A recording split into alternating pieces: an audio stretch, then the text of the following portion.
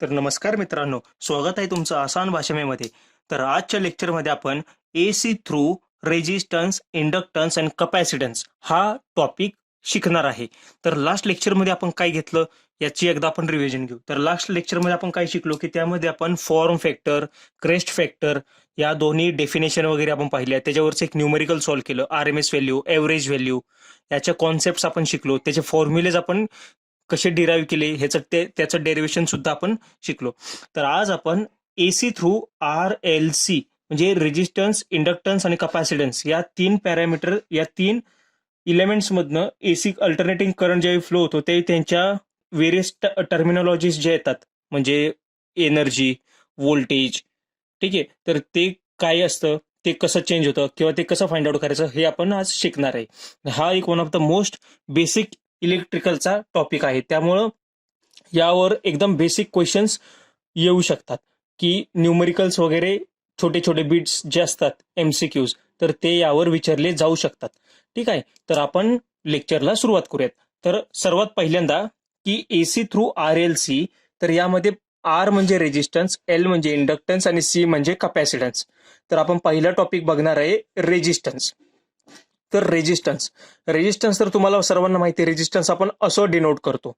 ठीक आहे. रेजिस्टन्सला आपण शॉर्ट फॉर्म मध्ये आर ने रिप्रेझेंट करतो आणि त्याचं युनिट आहे ओहम, म्हणजे हे साइन. ठीक आहे. ओहम हे त्याचं युनिट आहे. तर रेजिस्टन्स किंवा रेजिस्टर काय असतो, हा एक असा एलिमेंट आहे की त्याचं फंक्शन काय, की रेजिस्टर जो करंटचा जो फ्लो होणार आहे, ठीक आहे, जो करंटचा फ्लो असतो त्याला अपोज करायचं काम हा रेजिस्टन्स करतो किंवा रेजिस्टर करतो. ठीक आहे. म्हणजे जिथं आपल्याला हेवी करंट फ्लो होतोय, तर हेवी करंटला लिमिट करण्यासाठी किंवा कमी करण्यासाठी, त्याला अपोजिशन प्रोव्हाइड करण्यासाठी आपण रेजिस्टन्स वापरतो किंवा रेजिस्टर आपण यूज करतो. आणखीन दुसरा पॉइंट काय, it dissipate energy in the form of heat. ज्यावेळी यातून करंट फ्लो होतो, रेजिस्टन्स मधनं करंट फ्लो होतो, त्यावेळी त्याच्यामध्ये हीट डेव्हलप होते. तर ती जी एनर्जी असते, तर ती एनर्जी डिसिपेट होते, बाहेर फेकली जाते in the form of heat, उष्णता. ठीक आहे. तर रेजिस्टर ह्यामध्ये बेसिक ओहम्सचा लॉ फॉलो करतो. ओहम्सचा लॉ काय, V is equals to I into R, voltage is equal to current into resistance. त्याचप्रमाणे रेजिस्टन्स किती पॉवर डिसिपेट करते, ठीक आहे, किती पॉवर कन्झ्युम करते, हे आपण कसं फाइंड आउट करतो, किती पॉवर तो रेजिस्टन्स एखादा घेतोय. तर P is equal to voltage into current. मग voltage across this resistance and current flowing through the resistance, या दोन व्हॅल्यूचं मल्टिप्लिकेशन केले की आपल्याला पॉवर मिळते. त्याचप्रमाणे आता या फॉर्म्युल्यावरनं हे फॉर्म्युले डिराईव्ह केलेले आहेत. ठीक आहे. तर पी इज इक्वल टू, आता व्होल्टेज तर आपल्याला ऑलरेडी माहिती आहे, voltage is what, I into R. मग मी आय इंटू आर हे मी इथं पुट केलं तर काय आलं, I into R into I is equals to I square आणि आर. ठीक आहे. मग पॉवरचा दुसराच फॉर्म्युला काय, आय स्क्वेअर आर. त्याचप्रमाणे V square divided by R हा सुद्धा पॉवरचा फॉर्म्युला, तो पण सेम आपण युनिट कन्व्हर्जन करून डिराईव्ह केला. ठीक आहे. तर हे पॉवरचे फॉर्म्युले लक्षात ठेवा, P is equal to V I, P is equal to I square R, P is equal to V square divided by R. ठीक आहे. तर हे पॉवरचे फॉर्म्युले झाले. आता एनर्जी किती डिसिपेट करतो ओव्हर अ पर्टिक्युलर टाइम, तर ते आपल्याला बघायचे की एक रेजिस्टर आहे, त्या रेजिस्टरमध्ये 0 टू समथिंग टाइम टी या टाइमसाठी करंट फ्लो होतोय. तर आपल्याला त्यातली एनर्जी किती डिसिपेट केली हे फाइंड आउट करायचंय. तर सिम्पली हे डेरिव्हेशन लक्षात नाही ठेवायचं, म्हणजे तुम्हाला सांगतो, पॉवरला मल्टिप्लाय बाय टाइम केलं की आपल्याला एनर्जी मिळते. मग हे काय, I square R into T किंवा V into I into T किंवा I square divided by R into T, हे केलं की आपल्याला किती एनर्जी त्यानं डिसिपेट केली in the form of heat हे आपल्याला समजणार आहे. आणि एनर्जीचं युनिट असतं ज्यूल्स. ठीक आहे. तर हे झाले बेसिक की त्याच्यामध्ये किती पॉवर असते, काय असतं. आता रेजिस्टरचं एक आपण कन्स्ट्रक्शन मध्ये काय असतं ते बघूयात. की रेजिस्टर जो असतो तो एक लो कंडक्टिव्ह मटेरियलचा बनलेला असतो, त्याची कंडक्टिव्हिटी खूप कमी असते, त्याची रेजिस्टिव्हिटी जास्त पाहिजे. रेजिस्टिव्हिटी जर जास्त असेल तर तो चांगला रेजिस्टन्स. ठीक आहे. मग हा जो रेजिस्टन्स जो बनलेला असतो तो रेजिस्टर जो आर आहे तो डायरेक्टली प्रपोर्शनल आहे length of a material and inversely proportional आहे एरिया ऑफ दॅट मटेरियल. म्हणून R is equal to rho L divided by A हा त्याचा फॉर्म्युला आहे. Resistance is equal to rho. Rho means what? Resistivity और specific resistance. हा म्हणजे proportional जेव्हा आपण इक्वल मध्ये करतो त्यावेळी कॉन्स्टंट येतो ना, तसा हा कॉन्स्टंट आहे. रेजिस्टिव्हिटी त्याला म्हणतात. Into length divided by area हा एक इम्पॉर्टंट फॉर्म्युला आहे. यावरचे बेसिक बिट्स येतात. ठीक आहे. तर विचारतात काही या रेजिस्टिव्हिटीचं युनिट विचारतात. What is the unit of resistivity. आता तुम्ही हे फाइंड आउट पण करू शकता. ह्याचं युनिट आहे रेजिस्टन्सचं युनिट आहे ओहम. लेंथ ही ठीक आहे, लेंथचं युनिट असतं metre divided by metre square. ठीक आहे. मग मीटर आणि मीटर स्क्वेअर मधला 1 मीटर कॅन्सल झाला. मग हा काय असणार आहे? Ohm metre. म्हणून हा मीटर आणि दुसरा 1 मीटर कॅन्सल होईल. म्हणजे तुम्हाला लिहून दाखवतो. आपल्याला ओहम इज इक्वल टू ह्याचं युनिट आपल्याला माहित नाही. ठीक आहे. म्हणून मी इथं क्वेश्चन मार्क लिहिला. इंटू लेंथचं युनिट आहे metre divided by metre square. मग हा मीटर आणि हा 1 मीटर कॅन्सल होईल. ठीक आहे. आता इथं ओहम आपल्याला पाहिजे. मग इथं काय असलं पाहिजे? इथला जो रेजिस्टिव्हिटी जी असणार आहे त्याचं युनिट आपल्याला ओहम मीटर पाहिजे, की जेणेकरून हा मीटर आणि हा मीटर कॅन्सल होईल आणि ohm is equal to ohm असं राहील. ठीक आहे. त्यामुळं रेजिस्टिव्हिटीचं युनिट असतं ओहम मीटर. आणि रेजिस्टन्स आपण कुठं वापरतो? तर रेजिस्टन्स आपण मोस्टली हीटरमध्ये यूज करतो. हिटिंग जे डिव्हाइसेस आहेत, ठीक आहे, हिटिंग डिव्हाइस की ज्याच्यामध्ये आपल्याला हाय हीट प्रोड्यूस करायची असते विदिन लेस टाइम, त्यामध्ये आपण हीटर यूज करतो. त्यामध्ये आपण रेजिस्टर यूज करतो. म्हणजे काय होतं? ज्यावेळी त्यातून करंट पास केला जातो की कमी वेळामध्ये रेजिस्टन्स हाय असल्यामुळं तिथं जास्त हीट प्रोड्यूस होते. तर त्याचं एक best day to day example आहे हीटर. ठीक आहे. तर काय होतं की एक्झाम्पलमध्ये हीटर असं मेन्शन केलेलं असतं, रेजिस्टन्स मेन्शन केलेलं नसतं. तर हीटर असं मेन्शन करून न्यूमरिकल आपल्याला विचारलेलं असतं. आता दुसरा डिव्हाइस आहे इंडक्टर किंवा इंडक्टन्स. इंडक्टर म्हणजे काय असतं? इंडक्टर म्हणजे एक असा डिव्हाइस असतो, असा इलेमेंट असतो जो एनर्जी स्टोअर करतो in the form of electromagnetic field. Magnetic फील्डच्या फॉर्ममध्ये तो एनर्जी स्टोअर करतो. तो असतो इंडक्टर. ठीक आहे. तर तो आपण डिनोट करतो. हा असा इंडक्टर आपण शो करतो. ठीक आहे, इंडक्टर. तर त्याचं रिप्रेझेंट आपण त्याला एलनी रिप्रेझेंट करतो. त्याचं युनिट आहे हेनरी. ठीक आहे. हे त्याचं युनिट आहे. आता हा झाला इंडक्टर. इंडक्टर म्हणजे बेसिकली काय असतं? कॉईल असते. ठीक आहे. चोक कॉईल वगैरे असते ना, तर ती इंडक्टर असतो आपला. ट्यूबलाईटमध्ये पण आधीच्या जुन्या ट्यूबलाईट ज्या असायच्या त्यामध्ये आपण इंडक्टर यूज करायचो. चोक कॉईल असायची. ठीक आहे. तर यामध्ये काय असतं? हा इंडक्टर इलेक्ट्रोमॅग्नेटिक फील्डच्या फॉर्ममध्ये आपली एनर्जी स्टोअर करतो. तुम्हाला लक्षात काय ठेवायचं की ते इंडक्टरच्या अक्रॉसचं व्होल्टेज, ह्याचं व्होल्टेज जे असतं ना, इंडक्टरचं व्होल्टेज, तर ते प्रोपोर्शनल कशाला असतं? रेट ऑफ चेंज ऑफ करंटला प्रोपोर्शनल असतं. हे इम्पॉर्टंट आहे. Rate of change of current म्हणजे काय? D by D T. Therefore voltage across inductor is proportional to D D T. म्हणजे current with respect to time जसा चेंज होतोय तसं त्याचं व्होल्टेज चेंज होतं. ठीक आहे. Current with respect to time जसा चेंज होतो तसं त्याच्या अक्रॉसचं व्होल्टेज चेंज होतं. म्हणून rate of change of current with respect to time हे प्रोपोर्शनल आहे. जेव्हा प्रोपोर्शनॅलिटी जातं तेव्हा कॉन्स्टंट येतो एल. हा इंडक्टर आहे आपला inductance. VL is equal to L into d upon D T. हा खूप इम्पॉर्टंट फॉर्म्युला आहे. हे व्होल्टेज अक्रॉस इंडक्टर झालं. ठीक आहे. म्हणजे हा जो व्होल्टेज आहे व्हीएल हा त्यातनं जाणारा करंट आहे आय. तर तुम्ही ह्याच्यातून आता या फॉर्म्युलावरनं हा आय फाइंड आउट करू शकता का? आय करू शकतो ना. हे मी डी अपॉन डी टी हे ॲज इट इज ठेवलं. हे इथे बघा VL is equal to L D upon D T. ठीक आहे. तर हा मी D upon D T as it is ठेवला. आता व्हीएल ला इकडे डिनॉमिनेटरला घेतलं म्हणून काय आलं? व्हीएल अपॉन हा एल ला इकडे डिनॉमिनेटरला आला त्यामुळं व्हीएल अपॉन एल. मग हा इंटिग्रेशन डेरिव्हेशन घालवण्यासाठी मी integrate on both the sides केलं. तर I is equals to 1/L. हा डिनॉमिनेटरचा 1/L आणि इंटिग्रेशन इकडे आलं त्यामुळे integration V L D t. तर हा करंट फ्लोज थ्रू इंडक्टरचा हा फॉर्म्युला आहे. ठीक आहे. व्होल्टेजचा फॉर्म्युला हा आणि करंटचा फॉर्म्युला हा. तुम्ही आयदर एक लक्षात ठेवायचं फक्त. व्होल्टेजचा लक्षात ठेवा, त्याच्यावरनं करंटचा काढता येतो की डी अपॉन डी टी. हा इकडे डिनॉमिनेटरला घ्यायचा आणि इंटिग्रेट बोथ द साईडला करायचं. लगेच आपल्याला करंटचा फॉर्म्युला मिळून जाणार. ठीक आहे. तर आता आपल्याला काय करायचं की तो किती एनर्जी स्टोअर करतोय ठीक आहे. एनर्जीची स्टोर क्वेश्चन या फॉर्म्युल्यावरचा विचारला जातो, या फॉर्म्युल्यावर. ठीक आहे. एनर्जी स्टोर हा फॉर्म्युला आहे एनर्जी स्टोअरचा. तर तो आपण बघूयात कसा. तर एनर्जीचा फॉर्म्युला पण मी काय म्हणलं, व्होल्टेज इंटू करंट असतो.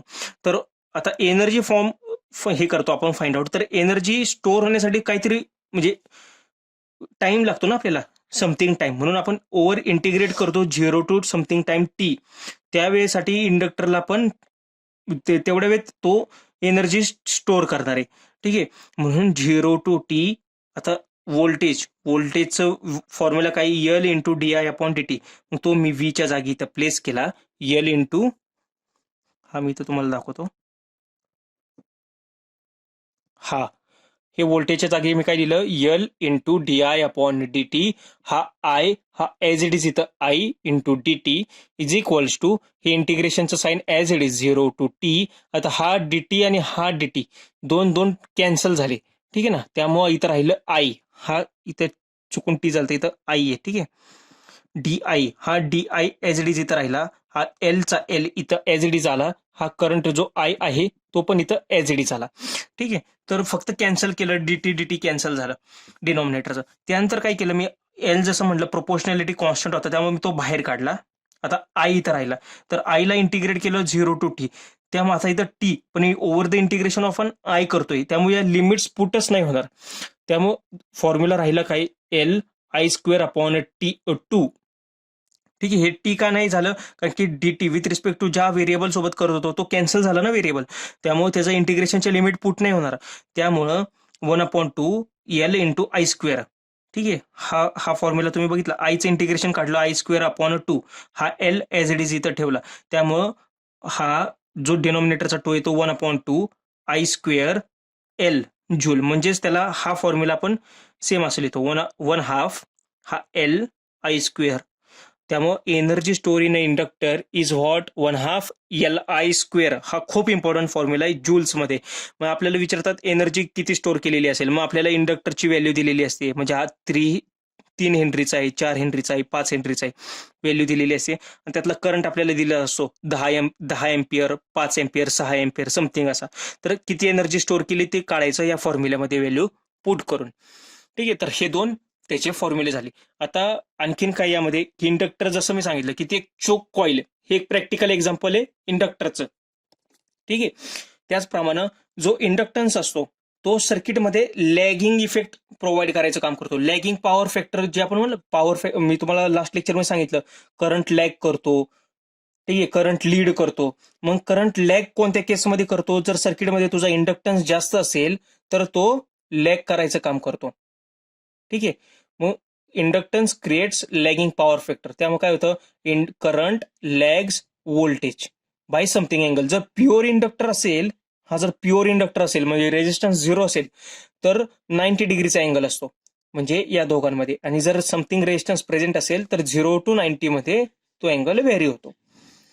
ठीक आहे. तर हा त्याचा हे इंडक्टन्सचं बेसिक झालं, की बेसिक इंडक्टन्स मध्ये आपण काय काय काय काय शिकतो ते. ठीक आहे. तर ह्यामध्ये काय, इलेक्ट्रोमॅग्नेटिक फील्ड हे एक इम्पॉर्टंट आहे, व्होल्टेज अक्रॉस इंडक्टर हे एक इम्पॉर्टंट आहे, एनर्जी स्टोर्ड इन इंडक्टर हा 1/2 एल इंटू आय स्क्वेअर हा खूप इम्पॉर्टंट फॉर्म्युला आहे, याच्यावरच विचारतात आपल्याला. आता कॅपॅसिटन्स आपण बघणार आहे की कॅपॅसिटन्स नक्की काय असतो, की energy stored in the form of electrostatic field. Capacitor हा एक असा डिव्हाइस असतो की जो एनर्जी स्टोअर करतो in the form of electrostatic फील्डच्या फॉर्ममध्ये तो एनर्जी स्टोअर करतो. कॅपॅसिटरला रिप्रेझेंट आपण असं करतो. ठीक आहे. तर कॅपॅसिटन्सचं युनिट काय असतं, फॅरेड. फॅरेड हे त्याचं युनिट आहे, त्याला आपण शो करतो, सी न दाखवतो. फॅरेड हे त्याचं युनिट आहे. हा current flowing in the capacitor, हे व्होल्टेज अक्रॉस द कॅपॅसिटर आहे.